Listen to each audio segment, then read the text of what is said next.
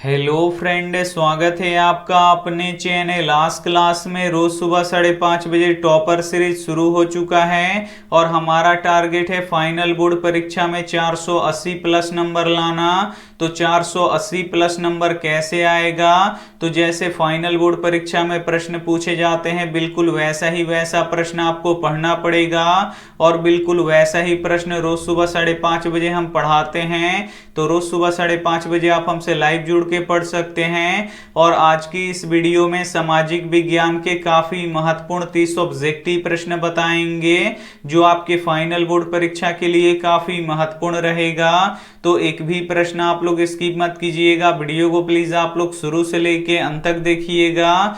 और चैनल को अभी तक आप सब्सक्राइब नहीं किए हैं तो चैनल को सब्सक्राइब कर लीजिएगा। और सब्सक्राइब करने के बाद एक बेल आइकन आता है तो बेल आइकन को दबा के ऑल पे कर लीजिएगा ताकि जब भी लाइव क्लास हो तो आपके पास नोटिफिकेशन पहुंचता रहे। तो आइए शुरू करते हैं पहले नंबर प्रश्न से। तो पहला नंबर प्रश्न है कि किसी देश के विकास का स्तर किस आधार पर निर्धारित की जाती है? ए ऑप्शन है प्रति व्यक्ति आय पर, बी ऑप्शन है साक्षरता दर पर, सी ऑप्शन है स्वास्थ्य की स्थिति पर, डी ऑप्शन है इनमें से सभी पर। तो यहाँ पे आपको बताना है कि किसी देश के विकास का स्तर किस आधार पर निर्धारित की जाती है। तो प्रति व्यक्ति आय पर भी निर्धारित किया जाता है, साक्षरता दर पर भी निर्धारित किया जाता है, स्वास्थ्य की स्थिति पर भी निर्धारित किया जाता है, यानी इनमें से सभी पर निर्धारित किया जाता है। यहाँ पे डी ऑप्शन बिल्कुल ही सही हो जाएगा। ये देखते हैं अगला प्रश्न 2 नंबर प्रश्न है कि जनसंख्या वृद्धि से आर्थिक विकास की गति कैसी हो जाती है? ए ऑप्शन है तीव्र हो जाती है, बी ऑप्शन है मंद हो जाती है, सी ऑप्शन है सामान्य रहती है, डी ऑप्शन है कुछ भी नहीं होता है। यहाँ पे आपको बताना है कि जनसंख्या वृद्धि से आर्थिक विकास की गति कैसी हो जाती है।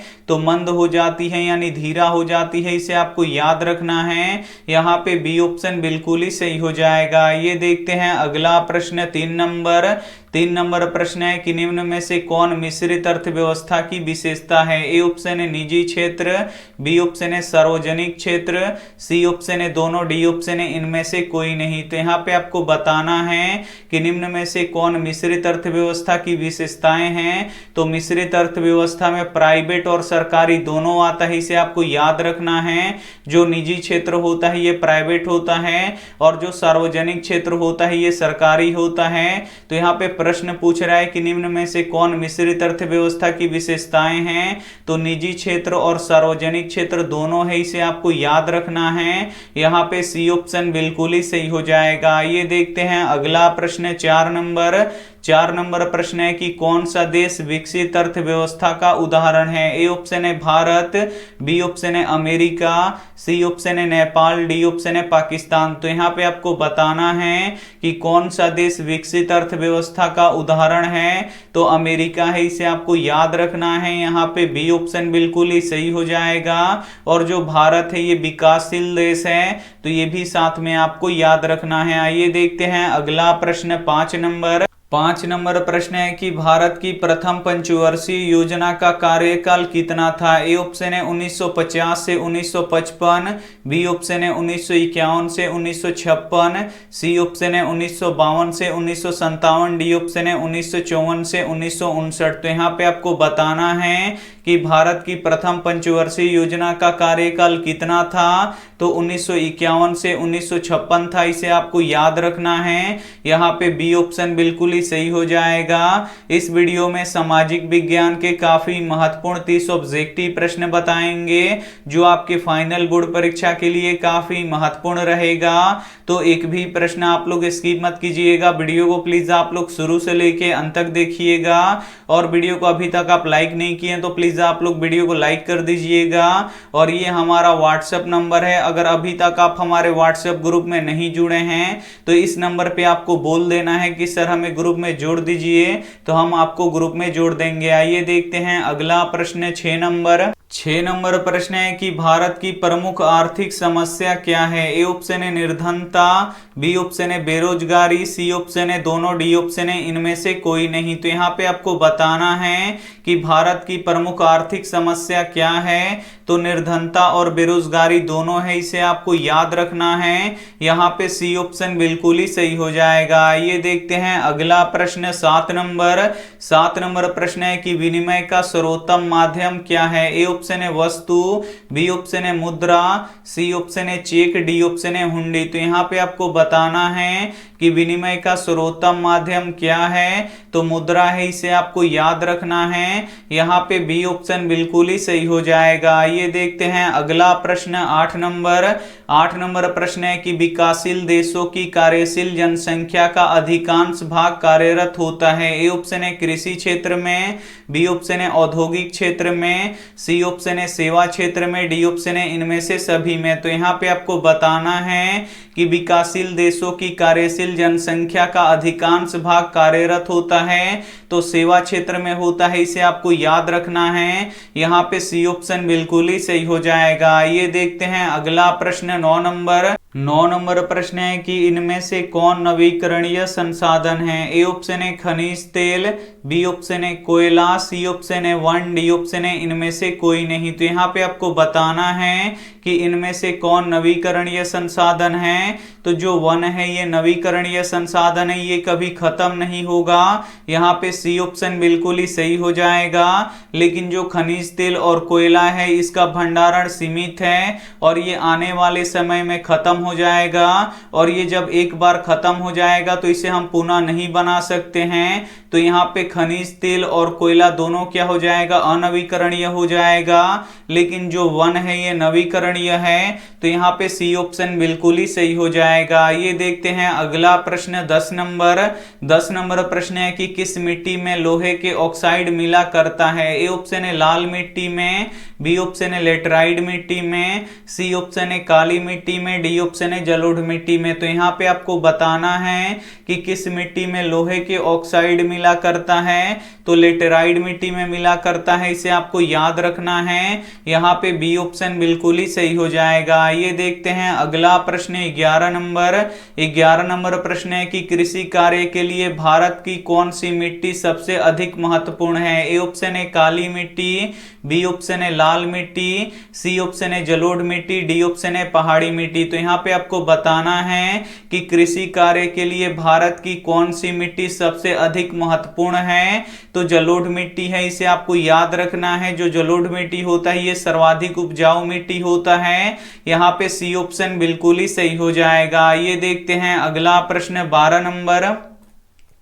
12 नंबर प्रश्न है कि इनमें से कौन उत्तराखंड का अभ्यारण्य है। ए ऑप्शन है कारबेट, बी ऑप्शन है कान्हा, सी ऑप्शन है शिवपुरी, डी ऑप्शन है रणथंभौर। तो यहाँ पे आपको बताना है कि इनमें से कौन उत्तराखंड का अभ्यारण्य है। तो जो कारबेट नेशनल पार्क है ये उत्तराखंड का अभ्यारण्य है, इसे आपको याद रखना है। यहाँ पे ए ऑप्शन बिल्कुल ही सही हो जाएगा। ये देखते हैं अगला प्रश्न 13 नंबर प्रश्न है कि इनमें से कौन वन्य जीव नहीं है। ए ऑप्शन है भेड़िया, बी ऑप्शन है भालू, सी ऑप्शन है हाथी, डी ऑप्शन है गाय। तो यहाँ पे आपको बताना है कि इनमें से कौन वन्य जीव नहीं है। तो जो गाय है ये वन्य जीव नहीं है, इसे आपको याद रखना है। यहाँ पे डी ऑप्शन बिल्कुल ही सही हो जाएगा। ये देखते हैं अगला प्रश्न 14 नंबर प्रश्न है कि पृथ्वी पर किस खनिज की प्रधानता है। ए ऑप्शन है धात्विक, बी ऑप्शन है अधात्विक, सी ऑप्शन है कार्बनिक, डी ऑप्शन है इनमें से सभी। तो यहाँ पे आपको बताना है कि पृथ्वी पर किस खनिज की प्रधानता है। तो धात्विक खनिज की प्रधानता है, इसे आपको याद रखना है। यहाँ पे ए ऑप्शन बिल्कुल ही सही हो जाएगा। काफी महत्वपूर्ण 30 ऑब्जेक्टिव प्रश्न बताएंगे, तो एक भी प्रश्न आप लोग स्किप मत कीजिएगा। वीडियो को प्लीज आप लोग शुरू से लेके अंत तक देखिएगा, और वीडियो को अभी तक आप लाइक नहीं किए हैं तो प्लीज आप लोग वीडियो को लाइक भी कर दीजिएगा। ये देखते हैं अगला प्रश्न 15 नंबर प्रश्न है कि रानीगंज कोयला क्षेत्र किस राज्य में है। ए ऑप्शन है झारखंड में, बी ऑप्शन है पश्चिम बंगाल में, सी ऑप्शन है कर्नाटक में, डी ऑप्शन है मध्य प्रदेश में। तो यहाँ पे आपको बताना है कि रानीगंज कोयला क्षेत्र किस राज्य में है। तो पश्चिम बंगाल में है, इसे आपको याद रखना है। यहाँ पे बी ऑप्शन बिल्कुल ही सही हो जाएगा। ये देखते हैं अगला प्रश्न 16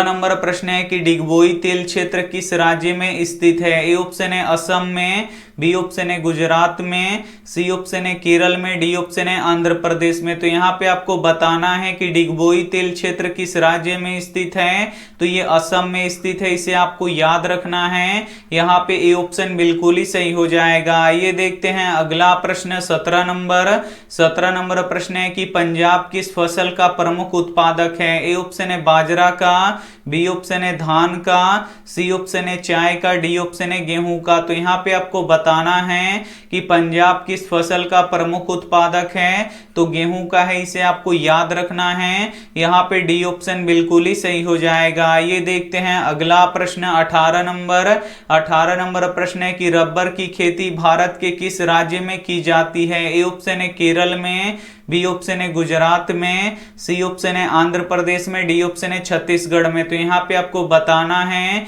कि रबर की खेती भारत के किस राज्य में की जाती है, तो केरल राज्य में की जाती है, इसे आपको याद रखना है। यहाँ पे ए ऑप्शन बिल्कुल ही सही हो जाएगा। ये देखते हैं अगला प्रश्न 19 नंबर प्रश्न है कि झूम खेती कहाँ की जाती है। ए ऑप्शन है पूर्वी पहाड़ी राज्यों में, बी ऑप्शन है पश्चिमी पठारी राज्यों में, सी ऑप्शन है गंगा के मैदान में, डी ऑप्शन है पंजाब और हरियाणा में। तो यहाँ पे आपको बताना है कि झूम खेती कहाँ की जाती है, तो पूर्वी पहाड़ी क्षेत्रों में की जाती है, इसे आपको याद रखना है। यहाँ पे ए ऑप्शन बिल्कुल ही सही हो जाएगा। ये देखते हैं अगला प्रश्न 20 नंबर प्रश्न है कि बुर्बो राजवंश का शासन किस देश में था। ए ऑप्शन है रूस में, बी ऑप्शन है इंग्लैंड में, सी ऑप्शन है फ्रांस में, डी ऑप्शन है अमेरिका में। तो यहाँ पे आपको बताना है कि बुर्बो राजवंश का शासन किस देश में था, तो फ्रांस में था, इसे आपको याद रखना है। यहाँ पे सी ऑप्शन बिल्कुल ही सही हो जाएगा। ये देखते हैं अगला प्रश्न 21 नंबर प्रश्न है कि वर्साई की संधि कब हुई थी। ए ऑप्शन है 1915 में, बी ऑप्शन है 1916 में, सी ऑप्शन है 1919 में, डी ऑप्शन है 1920 में। तो यहाँ पे आपको बताना है कि वर्साई की संधि कब हुई थी, तो 1919 में हुई थी, इसे आपको याद रखना है। यहाँ पे सी ऑप्शन बिल्कुल ही सही हो जाएगा। ये देखते हैं अगला प्रश्न 22 नंबर प्रश्न है कि लाल सेना का गठन किसने किया था। ए ऑप्शन है कार्ल मार्क्स ने, बी ऑप्शन है स्टालिन ने, सी ऑप्शन है ट्रॉट्स्की ने, डी ऑप्शन है कर्स्की ने। तो यहाँ पे आपको बताना है कि लाल सेना का गठन किसने किया था, तो ट्रॉट्स्की ने किया था, इसे आपको याद रखना है। यहाँ पे सी ऑप्शन बिल्कुल ही सही हो जाएगा। ये देखते हैं अगला प्रश्न 23 नंबर प्रश्न है कि वर्नाक्यूलर प्रेस एक्ट कब पारित हुआ था। ए ऑप्शन है 1870 में, बी ऑप्शन है 1872 में, सी ऑप्शन है 1878 में, डी ऑप्शन है 1886 में। तो यहाँ पे आपको बताना है कि वर्नाक्यूलर प्रेस एक्ट कब पारित हुआ था, तो 1878 में पारित हुआ था, इसे आपको याद रखना है। यहाँ पे सी ऑप्शन बिल्कुल ही सही हो जाएगा। ये देखते हैं अगला प्रश्न 24 नंबर प्रश्न है कि ऑल इंडिया मुस्लिम लीग की स्थापना किस वर्ष हुआ था। ए ऑप्शन है 1906 में, बी ऑप्शन है 1907 में, सी ऑप्शन है 1908 में, डी ऑप्शन है 1910 में। तो यहाँ पे आपको बताना है कि ऑल इंडिया मुस्लिम लीग की स्थापना किस वर्ष हुआ था, तो 1906 में हुआ था, इसे आपको याद रखना है। यहाँ पे ए ऑप्शन बिल्कुल ही सही हो जाएगा। ये देखते हैं अगला प्रश्न 25 नंबर प्रश्न है कि भूमि, शांति और रोटी ये तीन नारे किसने दिए। ए ऑप्शन है लेनिन ने, बी ऑप्शन है ट्रॉट्स्की ने, सी ऑप्शन है स्टालिन ने, डी ऑप्शन है कार्ल मार्क्स ने। तो यहाँ पे आपको बताना है कि भूमि, शांति और रोटी ये तीन नारे किसने दिए, तो लेनिन ने दिए, इसे आपको याद रखना है। काफी महत्वपूर्ण प्रश्न है। यहाँ पे ए ऑप्शन बिल्कुल ही सही हो जाएगा। ये देखते हैं अगला प्रश्न 26 नंबर प्रश्न है कि गैरीवाल्डी पेशे से क्या था। ए ऑप्शन है सिपाही, बी ऑप्शन है नाविक, सी ऑप्शन है किसान, डी ऑप्शन है जमींदार। तो यहाँ पे आपको बताना है कि गैरीवाल्डी पेशे से क्या था, तो गैरीवाल्डी पेशे से नाविक था, इसे आपको याद रखना है। यहाँ पे बी ऑप्शन बिल्कुल ही सही हो जाएगा। ये देखते हैं अगला प्रश्न 27 नंबर प्रश्न है कि अंतरराष्ट्रीय मुद्रा कोष का मुख्यालय कहाँ स्थित है। ए ऑप्शन है मनीला में, बी ऑप्शन है वाशिंगटन डीसी में, सी ऑप्शन है न्यूयॉर्क में, डी ऑप्शन है भारत में। तो यहाँ पे आपको बताना है कि अंतर्राष्ट्रीय मुद्रा कोष का मुख्यालय कहाँ स्थित है, तो वाशिंगटन डीसी में है, इसे आपको याद रखना है। यहाँ पे बी ऑप्शन बिल्कुल ही सही हो जाएगा। और वाशिंगटन डीसी कहाँ पे है, तो अमेरिका में है, तो ये भी साथ में आपको याद रखना है। आइए देखते हैं अगला प्रश्न 28 नंबर। 28 नंबर प्रश्न है कि Tata iron and steel company की स्थापना कब हुआ। ए ऑप्शन है 1854 में, बी ऑप्शन है 1907 में, सी ऑप्शन है 1915 में, डी ऑप्शन है 1920 में। तो यहाँ पे आपको बताना है कि Tata iron and steel company की स्थापना कब हुआ, तो 1907 में हुआ, इसे आपको याद रखना है। यहाँ पे बी ऑप्शन बिल्कुल ही सही हो जाएगा। ये देखते हैं अगला प्रश्न 29 नंबर। 29 नंबर प्रश्न है कि अखिल भारतीय ट्रेड यूनियन कांग्रेस की स्थापना कब हुआ। ए ऑप्शन है 1885 में, बी ऑप्शन है 1920 में, सी ऑप्शन है 1848 में, डी ऑप्शन है 1881 में। तो यहाँ पे आपको बताना है कि अखिल भारतीय ट्रेड यूनियन कांग्रेस की स्थापना कब हुआ, तो 1920 में हुआ, इसे आपको याद रखना है। यहाँ पे बी ऑप्शन बिल्कुल ही सही हो जाएगा। ये देखते हैं अगला प्रश्न 30 नंबर।